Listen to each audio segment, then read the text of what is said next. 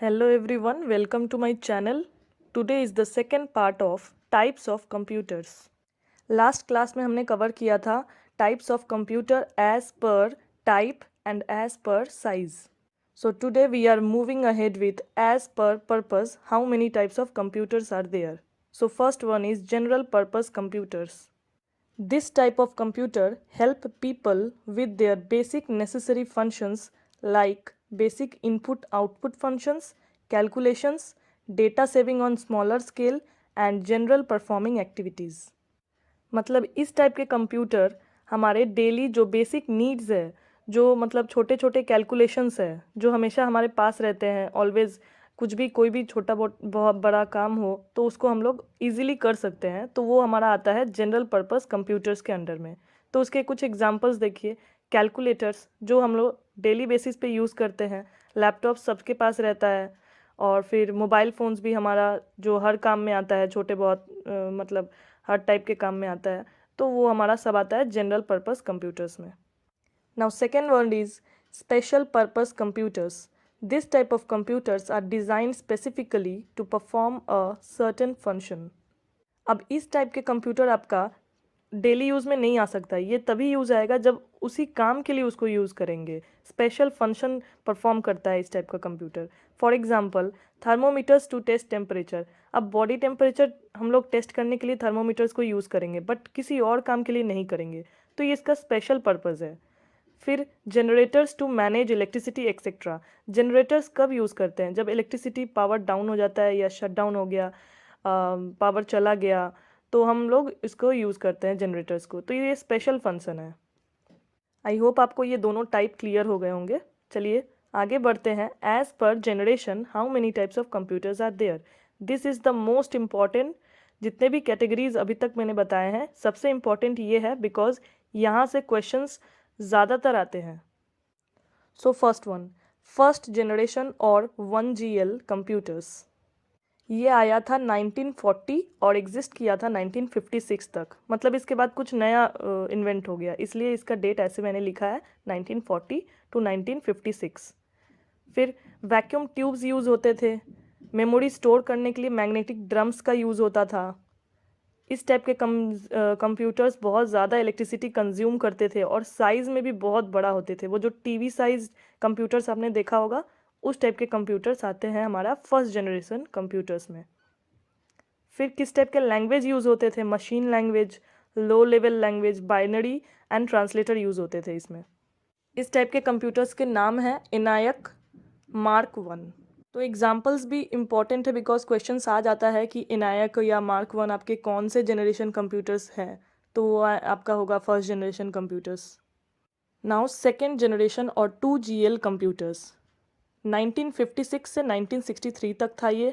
इसमें transistors use करते थे और मेमोरी को स्टोर करने के लिए मैग्नेटिक टेप का यूज़ होता था। ऑपरेटिंग सिस्टम आ गया था यहाँ पे हमारा, जो आपको पता है, जो हमारा CPU है।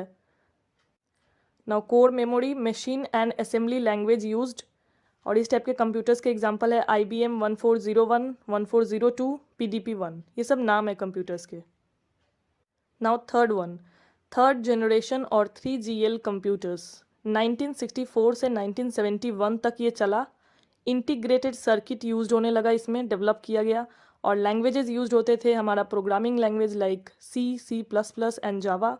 स्मॉल स्केल इंटीग्रेशन था, मतलब कुछ ज़्यादा हाई फाई लेवल का नहीं था। मीडियम स्केल टेक्नोलॉजी यूज्ड होता था, टेक्नोलॉजी को थोड़ा और बढ़ाया गया था, लो से लेकर मीडियम आया था। और लैंग्वेज यहाँ पे हो गया था हाई लेवल लैंग्वेज। जैसे कि हमने पढ़ा कि सेकेंड जनरेशन में लो लेवल था, तो धीरे धीरे देखिए थर्ड जनरेशन में हाई लेवल लैंग्वेज हो गया। जैसे जैसे जनरेशन कंप्यूटर्स के चेंज हुए, न्यू न्यू टेक्नोलॉजी डेवलप्ड होते रहे। और देखिए सबसे पहला वाला जनरेशन हमारा बहुत ज़्यादा इलेक्ट्रिसिटी कंज्यूम करता था, थर्ड जनरेशन में आके इलेक्ट्रिसिटी कंज्यूम करना कम कर दिया।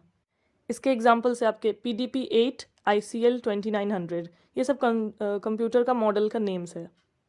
Now fourth generation 4GL computers 1971 में आविष्कार हुआ और अभी तक चल रहा है। पोर्टेबल कंप्यूटर्स जो हम लोग यूज़ करते हैं, जो एकदम पतला CD LCD टाइप आ चुका है। फिर SQL प्रोग्रामिंग लैंग्वेज और पाइथन का यूज़ होता है। Large scale integration and technology, इसको VLSI भी कहते हैं, वेरी लार्ज स्केल इंटीग्रेशन। इसको क्यों वेरी लार्ज कहा गया है? बिकॉज इंटीग्रेटेड सर्किट के साथ साथ लॉट्स ऑफ ट्रांजिस्टर्स यूज़ होते हैं एक सिंगल चिप में, इसलिए large scale integration and technology developed हुआ है यहाँ पे और यूज़ भी हो रहा है। इस टाइप के कंप्यूटर्स में बहुत कुछ आ गया है जिससे डेटा कम्युनिकेट हम लोग इजीली कर पाते हैं, और use of virtual reality and multimedia, काफ़ी कुछ मतलब टेक्नोलॉजी में बहुत सारा चेंजेस आ गया है लास्ट 3 जनरेशन्स कंप्यूटर्स के कंपेयर किया जाए अगर अभी का तो। और इसके एग्जांपल्स है एप्पल मैकिंटोश, IBM PC। तो ये अभी भी चल रहे हैं इस टाइप के कंप्यूटर्स, तो ये मोस्ट इम्पॉर्टेंट आपका जनरेशन बन जाता है क्वेश्चन पर्पस के हिसाब से। Now last one, 5th generation और 5GL computers. This one is in present and beyond, मतलब ये आगे तक भी और आगे जाने वाला है, इसमें भी इम्प्रूवमेंट किए जा रहे हैं, न्यू टेक्नोलॉजी का डेवलपमेंट्स हो रहा है इसको और आगे तक इम्प्रूव करने के लिए। Used in parallel processing speech recognition, जैसे हमारा गूगल है उसमें अगर हम लोग कुछ बोलते हैं तो तुरंत वो सर्च हो जाता है, तो ये टेक्नोलॉजी इसमें यूज़ हुआ है इस टाइप के कंप्यूटर्स में। और नीचे देखिए जैसे मैंने लिखा है artificial intelligence and intelligent robots, जैसे अलेक्सा है या सोफिया आ गया है, तो ये सब क्या है, ह्यूमन जो भी मतलब पूछते हैं, आप कुछ भी स्पीच अगर देते हैं तो वो तुरंत आपको डिटेक्ट करके आपका रिजल्ट आपको दे देता है। तो ये थी 5 generation most important for NTA net exam. अब देख लेते हैं कुछ प्रीवियस ईयर क्वेश्चंस जो कि आए हुए हैं जनरेशन बेस पे। तो फर्स्ट क्वेश्चन देखिए मैंने यहाँ लिखा है, मैच करिए इसको। ABCD को मैच करना है आपको 1 2 3 4 से। तो first, second and third and fourth generation. अब देखिए हम लोग ने क्या पढ़ा था, फर्स्ट जनरेशन का हमने पढ़ा था वैक्यूम ट्यूब्स, फिर सेकेंड जनरेशन का हमने क्या पढ़ा था, इंटीग्रेटेड सर्किट, सेकेंड जनरेशन का हमने पढ़ा था ट्रांजिस्टर्स। तो देखिए बी का हमारा 1 होना चाहिए। और थर्ड जनरेशन का हमने पढ़ा था इंटीग्रेटेड सर्किट, जो कि फोर्थ में जाकर वेरी लार्ज इंटीग्रेटेड सर्किट बन गया था। तो वो हमारा डी का जो है फोर्थ, वो हो जाएगा आपका VLSI। तो देखिए ए का 3, बी का 1, सी का 4 एंड डी का 2।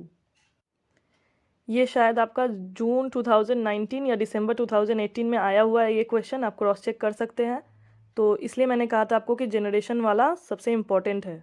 और वो लोग लैंग्वेजेस भी पूछ लेते हैं, जैसे हर जनरेशन में मैंने मेंशन किया कि किस वक्त कौन सा लैंग्वेज यूज़ हुआ है, हाई लेवल, लो लेवल या SQL। तो ये इस टाइप का भी MCQ आता है। सेकेंड क्वेश्चन देखते हैं, which of the following hardware used by the first generation computers. तो इसका आपको पता है कि वैक्यूम ट्यूब्स होगा, बट अगर इन केस आपको याद नहीं आ रहा है तो आप एलिमिनेट करके भी देख सकते हैं कि ट्रांजिस्टर्स हमारा सेकेंड में था, VLSI फोर्थ में था, इंटीग्रेटेड सर्किट हमारा थर्ड में था। तो ऐसे ही आपका सी ऑप्शन राइट बन जाएगा। फिर भी अगर याद है तो और बेटर है। तो इस टाइप से आप सॉल्व कर सकते हैं ऐसे क्वेश्चंस को। क्लास आपको कैसी लगी आप कमेंट बॉक्स में बता सकते हैं, और आने वाले क्लासेस में मैं कौन से टॉपिक आपको पढ़ाऊँ ये भी मुझे सजेस्ट कर सकते हैं। इसकी नोट्स आपको टेलीग्राम चैनल में मिल जाएंगी, जिसकी लिंक आपको डिस्क्रिप्शन बॉक्स में दी गई है, और वहाँ मैं आपको MCQ प्रैक्टिस भी कराती हूँ। तो kindly join and practice more.